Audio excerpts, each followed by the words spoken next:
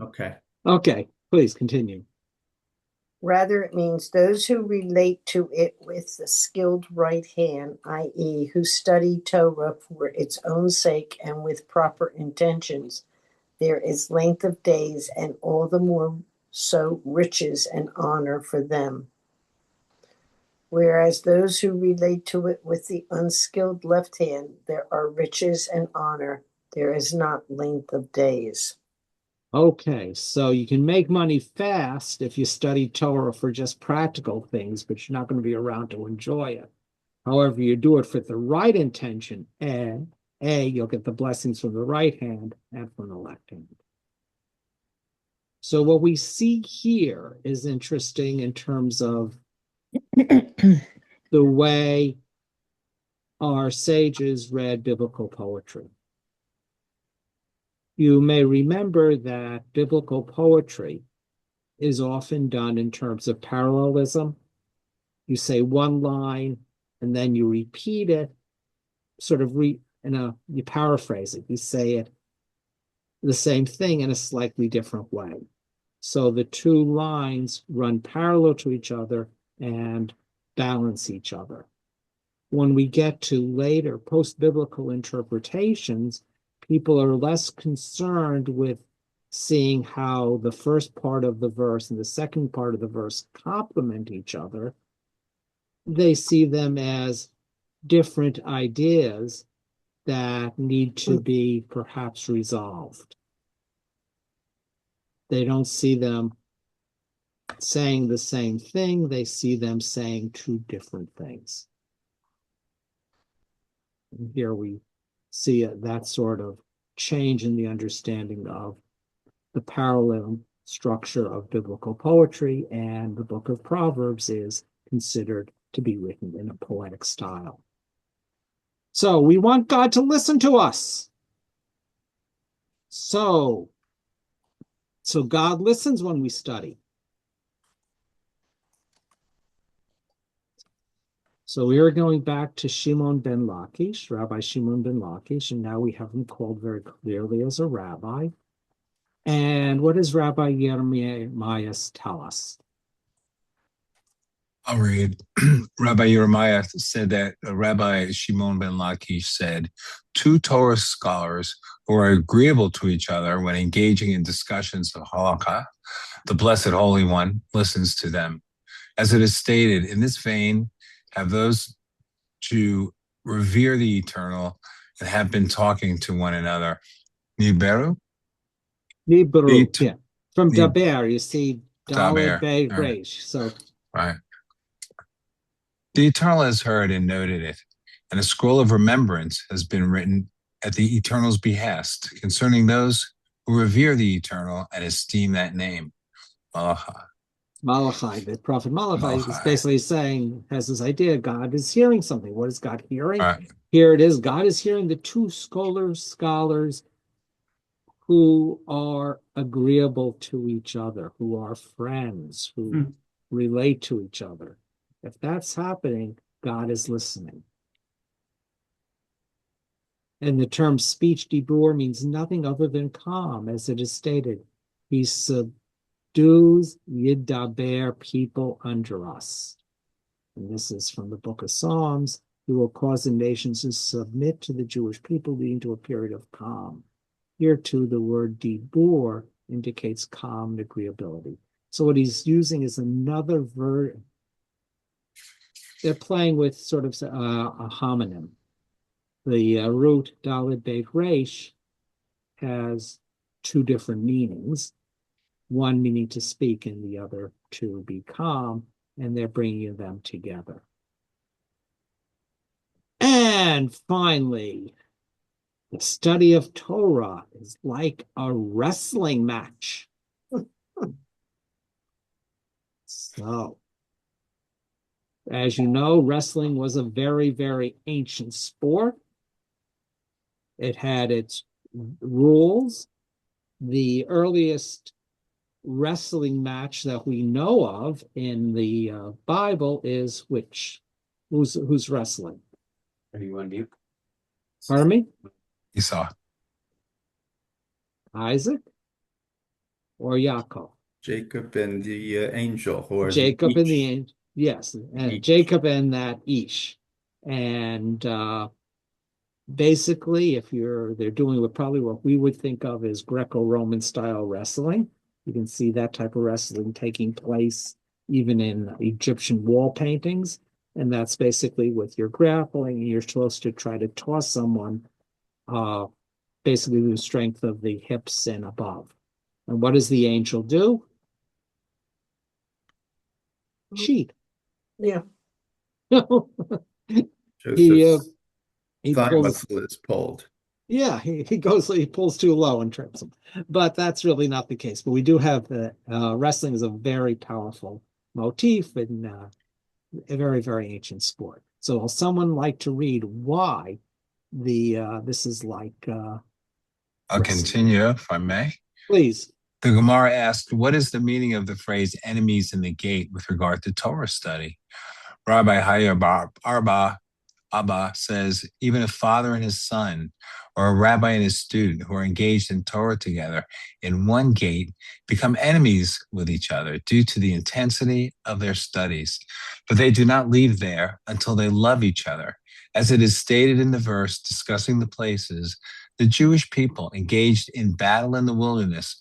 Therefore, it is said in the book of the wars of the eternal, Vayev un Sofa, and the valleys of Arnon. The word Vayev is interpreted as related to the word for love, ahava. Additionally, do not read this as in Sufa, rather read it as at its end, Besofa. That is, at the conclusion of their dispute, they are beloved to each other. You get in and you're really fighting it out. But when you're done, you are, it's only ahava besofa, only love at the end. So the goal of serious Torah study, you have to be strong and fight you for your point. But at the end, if it is a good study session, you really enjoyed it and you like spending the time with each other. Hopefully that happens here at least 80% of the time. Rabbi, Yes. Is this kind of a put down of what happened to Rav Lakish and his friend? I think what it is, the person who compiled this booklet is bringing out to emphasize, since this is so important, what happens when this breaks down. So they have a high value of Chavruta. Rabbi Yochanan and Rish Lakish were sort of the prime examples of the beauty of Chavruta and what happens when it shatters. That's something I think I gave a show for, that we talked about last time. So I think that this is just sort of giving us more background on why that issue was so important. And what makes that story so poignant. Yeah, I was going to say it makes the story so much sadder. Yes, this is such a, they had this very powerful value system, and it just crashes. But the word enemies, that's so strong. I'm surprised that that's the translation. It could be, just people who, they're, I don't know. It just seems to be a really harsh word. It is a harsh word. So they're basically stuck with a biblical verse. I probably should have quoted the verse. Adversaries, perhaps. Yeah, adversaries. But the word is et oivim. Oyev is enemy in Hebrew. So they have this, this is a biblical verse that they're commenting, and they want to use it in a positive sense. So you start off with oivim b'shar. We might want to use opponent, because I think that's basically the word. You start off as opponents and you end up as pals. Right. That's better. Yeah. Or adversaries. I like that. Whichever. Yeah. I don't know. I see nothing wrong with it, actually. And the reason I don't see something wrong with it is you don't want, if you're going to be studying with somebody else, you don't want that person to agree with you. necessarily. You don't make progress that way. It's good to have an opponent, and then at the end, you become friends, because if you don't at the end, then there's no Hivruta left. You can't go back then. Reminds me of the traditional thought and theory of our Senate, where you could really do fisticuffs almost, but then after the session is over, you go have dinner together. Yeah. I emphasize the word traditional. So again, let's go with this enemy thing. It goes back to our story of Yochanan and Lachish, Rish Lachish. No, they're two different people. They're very different. They come together and it breaks apart. And then the substitute, Eliezer ben Parat, comes to be that he's not a good adversary for Rabbi Yochanan, because Rabbi Yochanan says something, he says, yeah, I can support it from this verse, this Mishnah, that Mishnah as well. And it's not getting any place. It's that adversary relationship that brought you forward. So to learn, you have to sharpen against our ideas against someone else. Probably one of the problems we have today is what is called living in an echo chamber. We always listen to voices that agree with us. And think about your choice of, maybe the newspapers you read or the groups you are on social media. How often do you go, or do you or I, any of us, go out and listen to opposing voices? And if we're listening to opposing voices, can we sit together and discuss seriously what's going on? I think it's what Jerry was talking about the Senate, but I think that is not only lost in the Senate of the United States, but in all different levels.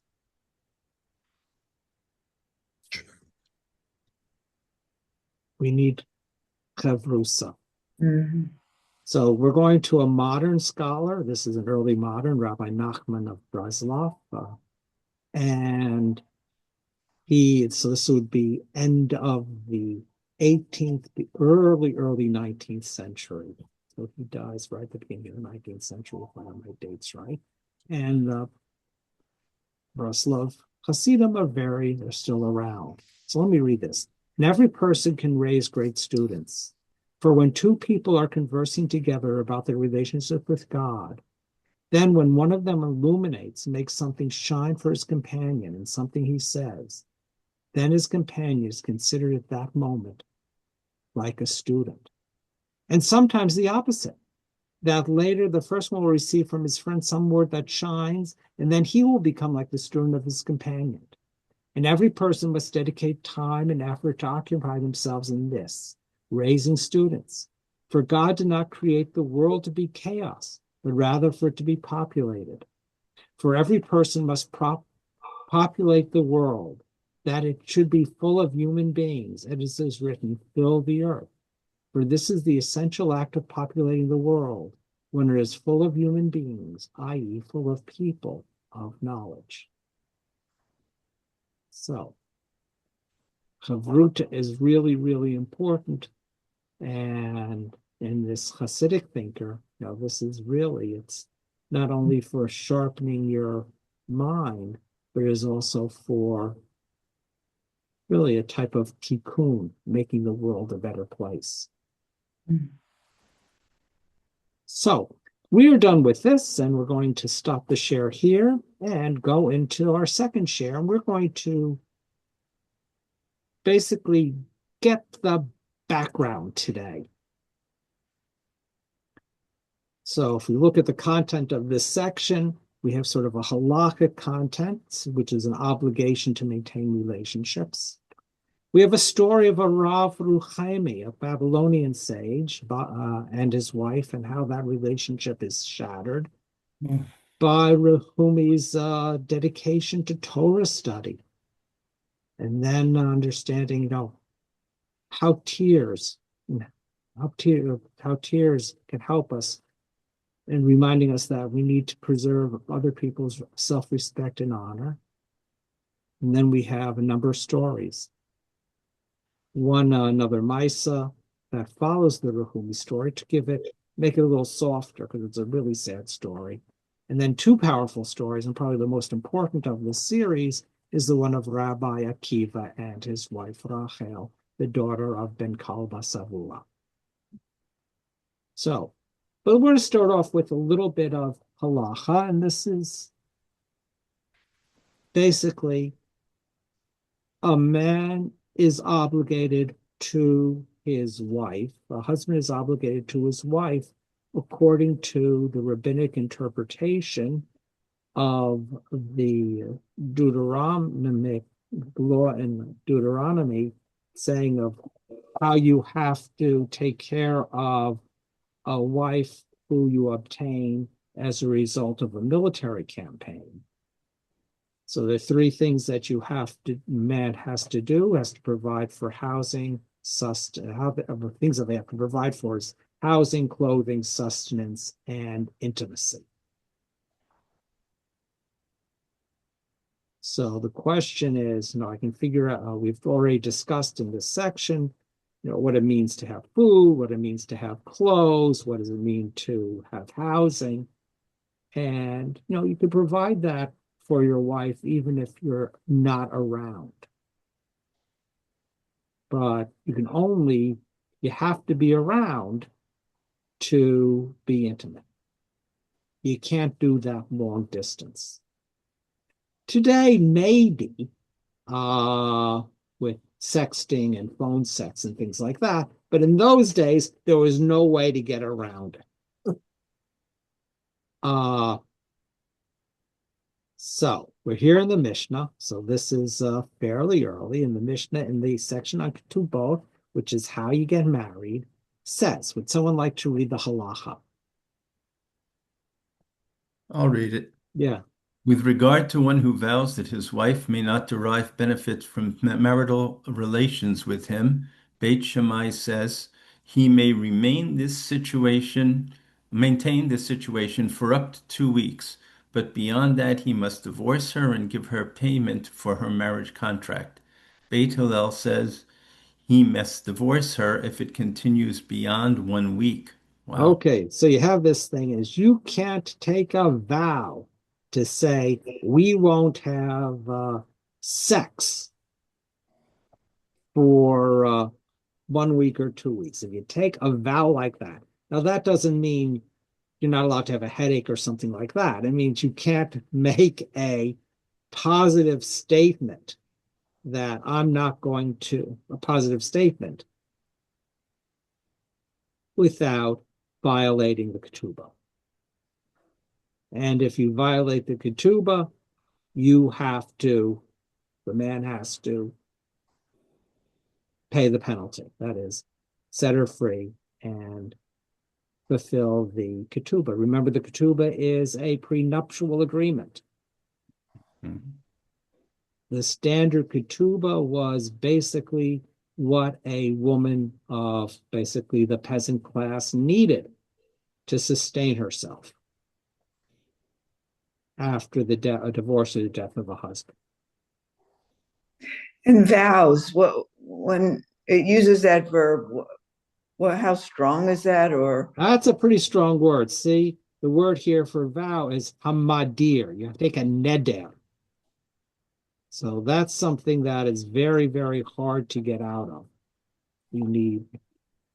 So if I make a neder, I am really committed. Is it public or is it? It would have to be public. Okay. Or as I understand it would have to be public. So you may know their Yiddish expression, bli neder, without a vow, that Rochelle, we'll have coffee next Tuesday, but, bli neder. I'm not going to make a vow that I'd be obligated for it in any deeper sense, that it's rather a good intention. Okay. So, so this is a really powerful thing. If you say that, no sex for 2 weeks, lady. And And So that's was that really, a common thing in those days? who knows? Remember, these are lawyers, trying to figure out what the what could be the worst thing. No, this is theoretical. I have no idea whether it was common or not. Yeah. I wasn't there. No. So it's the theoretical issue is, I can tell you what it means to provide housing, clothing, and food. But I have this other obligation, which is to provide marital intimacy. What does that mean? How do you define that? It's easier to define what good house is, what good food is, what good clothes is. So this is, I think, what the issue is. And then it says, so who's reading? Continue, please. I was. May I just add, that when we look at it today, I think it's a different type of situation. I would go back to Peru Revu, be fruitful and multiply. So perhaps for the woman and for the family, it's more important to conceive rather than just the pleasure of it. Oh, they're talking about really that this is the pleasure. Okay, you're the rabbi. No. I mean, No, I'm they're just not. kidding. I'm just kidding. These Right. they're, how I said, these are not Christian monks. Mm-hmm. In the book that I mentioned last week, The Mad Woman in the Rabbi's Attic, the first section deals with this issue. Or the second section deal. So I mean, the second section chapter deals with this issue. I mean, it's Good. their sages are not against pleasure or even sexual pleasure. What they are against is any emotional force gaining control over someone. So there would be against greed, against lust, against drunkenness. Nothing wrong with wine, nothing wrong with making some money, nothing wrong with with sex. What they are concerned of is that the individual man remains totally under self-control. That's excellent. Thank you. Yeah. No, we'll see that differently in our terms. We don't understand emotions in that way and things like that. But the idea of being independent or having autonomy is really, really important. And emotional forces were often seen as being, I don't know, having a certain reality. I just read, and I wish I could remember where, there's a description of capturing their Yetzer, those fortunes, and they were seeing pictures as demons that could be put into a box and hidden away. And when they took away the sex attraction and put it in a box, the world started to fall apart. So they had to release it. If I can remember, next week, maybe I'll find that section. I just read it a few days ago. So here, apropos a husband's obligation to his wife regarding marital relations, the Gemara mentions other aspects of the issue. And it says, Talmudim, students, they may leave their home and travel to learn Torah without their wives' permission for 30 days. So what is the active word here? Permission. Permission. So if you're a Talmud, a Talmid Chachamim, if you are a student and you want to go for a seminar, how long can you go away without getting permission from your wife? A month. A month, 30 days. And then she has to grant you permission because she has rights under the ketubah.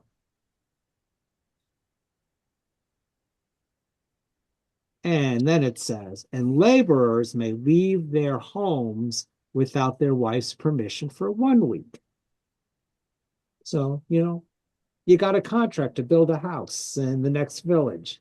You can go there for a week, but you got to come back. You better be back by Friday night. Okay. But someone can tear to read. Here it is. I'll keep going. The set interval defining the frequency of a husband's conjugal obligation to his wife, stated in the Torah. If he takes another to wife, he must not withhold from this one her food, her clothing, or her conjugal rights, unless the couple stipulated otherwise, varies according to the man's occupation and proximity to his home. Okay, so it's nothing. So here we have different people. So let's go through the different types of guys we have. How often do you have to be intimate with your wife? Men of leisure who do not work must engage in marital relations every day. Laborers must do so twice a week. Donkey drivers once a week. Camel drivers once every 30 days. And sailors once every 6 months. This is the statement of Rabbi Eliezer. Okay. What if they're sick? Do they get Well, I mean, yeah. compensation? I think what it's saying, if you are, if you don't have to work, you're, Mm. you are well to do enough that you don't have to work. You got to do this job every day, or basically anytime she wants. If you're working, you got to do it at least twice a week. If you're hanging around, twice a week. If you're a donkey driver, that is, you're traveling back and forth, on short caravans, that would be every week. If you are on a longer caravan, every 30 days, and sailors every 6 months. So this gives us a sense also of how caravans work. Do you know what a khan is? Like a caravanserai? If you've ever been in the Mideast, that every so often there were inns that were built on the caravan routes, and one usually didn't take a caravan starting in China and move it all the way to, let's say, Constantinople. What one would do is the baggage would be put on a caravan. It would take it from point A to point B, and then it would be shifted to another carrier from point B to point C, and then to another carrier, point C to point D. So that no one is going up and down the entire 2,000-mile trek, but it's being shifted and carriers would bring it back and forth. So a donkey driver would go to the caravan inn a week away. A camel can go a little further. Okay. So I think, how much time do we have right now? 4 minutes. 4 minutes. Yeah. I think we'll read the story, and then we can think about it this week and over the weekend study it, when we get back. And I have a few questions here that might be helpful. So let me read, because I can read faster. For sailors, the set interval for conjugal relationships is once every 6 months. This is a statement of Rabbi Eliezer. Rav Baruna said that Rav said the halacha is in accordance with the opinion of Rabbi Eliezer. Rav Ada ben Ahava said that Rav said this is the statement of Rabbi Eliezer. But the rabbis say students may leave their homes to study Torah for as long as 2 or 3 years without permission of their wives.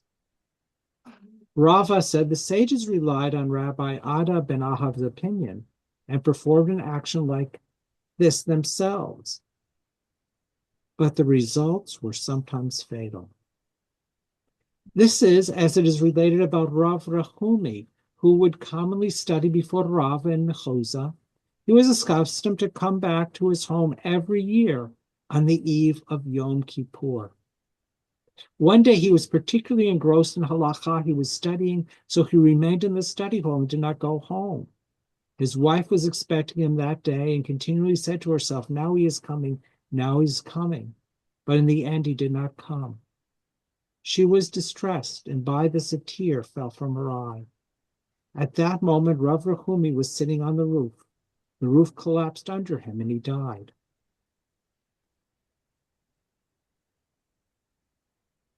And then the moral by Steinsaltz is, this teaches how much must one be careful, as he was punished severely for causing anguish to his wife, even inadvertently. Ooh, that's hard.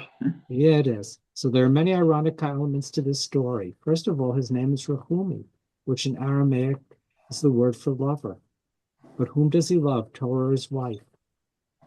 Rabbi Rahumi would regularly come home once a year. The day he comes home is Yom Kippur, perhaps an acknowledgement that by staying away, he is committing a sin.